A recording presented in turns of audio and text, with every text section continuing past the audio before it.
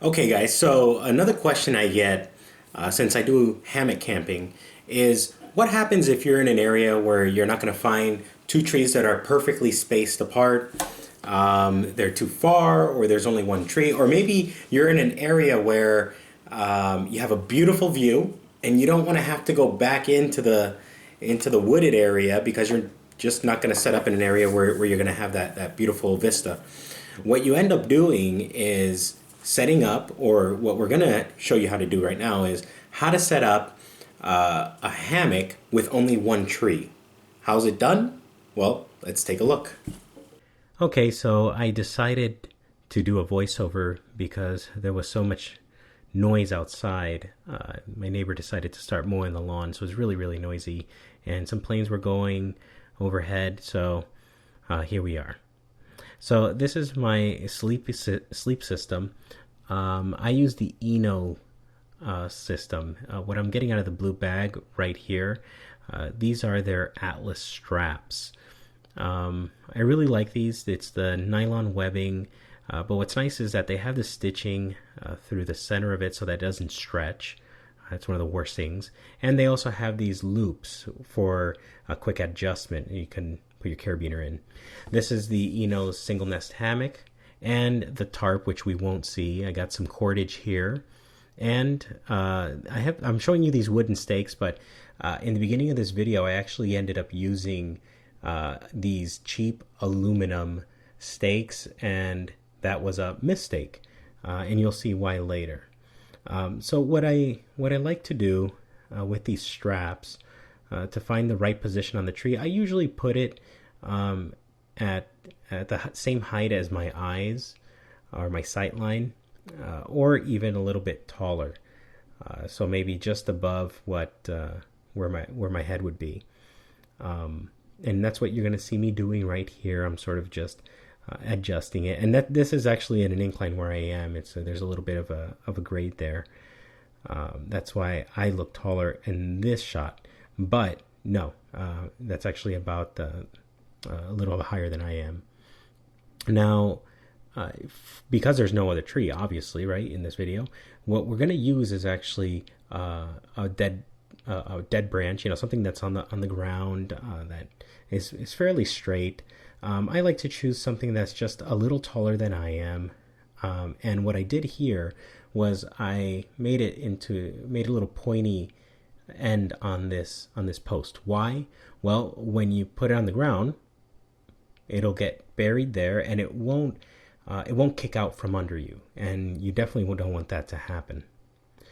So what you need to do is you need to roughly measure the distance between the two posts, or the tree and the post. You do this obviously by taking out your hammock and connecting your hammock to the suspension system, and then the suspension system to the 2 points. That's what I'm doing right there. I'm looking for the right amount of distance, and the reason you want to make sure that it's an equal distance on both sides is because there's nothing worse than having to sleep with your head really high or really low. So you want to make sure your body's as level as possible, and you do that by measuring it out. Now I'm going to use the cordage, so I'll unravel this. And what you want to do is find the center point of this cordage, so you have equal lengths on either side. You want to wrap that center around the post. Some people tie it.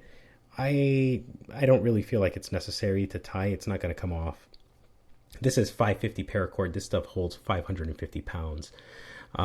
So go ahead and hammer that stake into the ground. I'm using this brick because I want to simulate maybe you're out there on the trail, and you're going to use a rock probably because you're not going to be taking a hammer with you. So I tied one of the lengths of cordage on the other side already, and this side I'm going to go ahead and show you. I did a trucker's hitch right here. You wrap that around a couple times in on itself, and you create a loop. And what essentially you end up making here is more or less kind of like a pulley system on itself. It's a really nice system because once you want to take it apart, it's as simple as just pulling on the end of that cord. Now, what I'm noticing is I have a little too much slack, so I'm going to go ahead and put this post up. And what that will do is create some tension, and you can start working around it, adjusting your tie down points. So right now it's going to seem wobbly, but it's not going to fall. Now it's got just enough tension to keep that up. So what we want to do at this point is cinch it down. Now I noticed that my trucker's hitch was a little too low, so what was going to happen is I wasn't going to have enough space to actually make it really tight or taut. So I just went ahead and made another one, and I'm going to go and bring it to my tie down point, and it's as easy as that, and you'll see me cinching it down. This is probably one of my favorite knots, if there is such a thing as a favorite knot to do. So I'll go ahead and make it tighter on the other side until it's nice and taut, and really bringing that post kind of toward you, toward where I am at that moment. So I'm going to kick it out just a little. You see how it digs into the ground? That's what we want. So I actually have to force it to move around. So you always want to check the tension first. And as I'm doing this, I can actually feel everything loosening up a little bit. It's obvious that I'm going to end up on the ground at this point. So what I'll do is I'll go back and I'll cinch everything up and make sure that everything is nice and tight on the lines, and test it out a little bit. I'm noticing that it's holding a lot more weight, and at this point I'm not quite sure if I'm going to be off the ground, but there's really only one way to tell, and that's to get on it. So I'm going to go ahead and test it out by putting little weight little by little. And the reason you want to do this is because the last thing you want to do is hit the ground really hard. So at least you have a chance to brace yourself. But right here, I can already tell it has way too much slack in line, and I'm actually going to end up on the floor, which is exactly what's going to happen right here. You'll notice I am on the ground and I am not moving. So I'm going to go ahead and once again adjust my lines. Once those lines are adjusted, I'm going to go ahead and again, that post needs to be readjusted. I didn't show you, but it does need to be adjusted again. And I'm going to put the weight on there.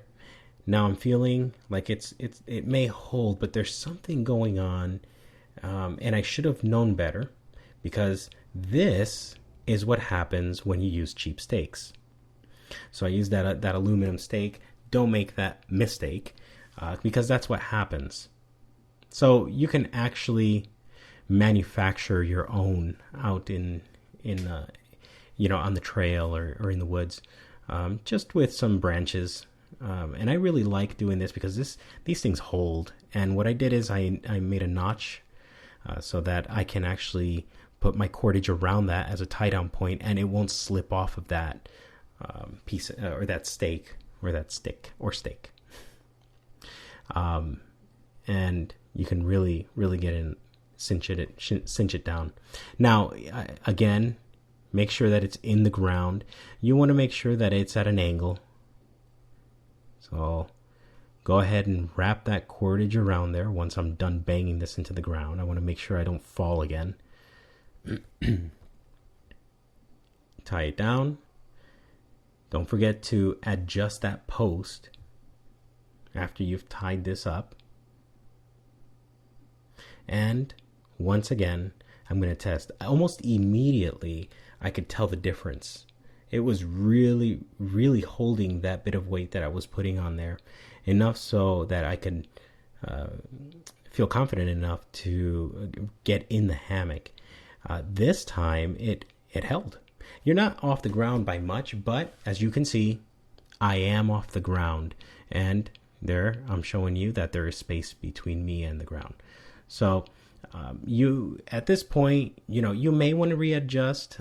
Most of the stuff will hold, but as the night progresses, you may end up on the floor. You don't want that, so just adjust it And what I'm going to do now is close my eyes and relax.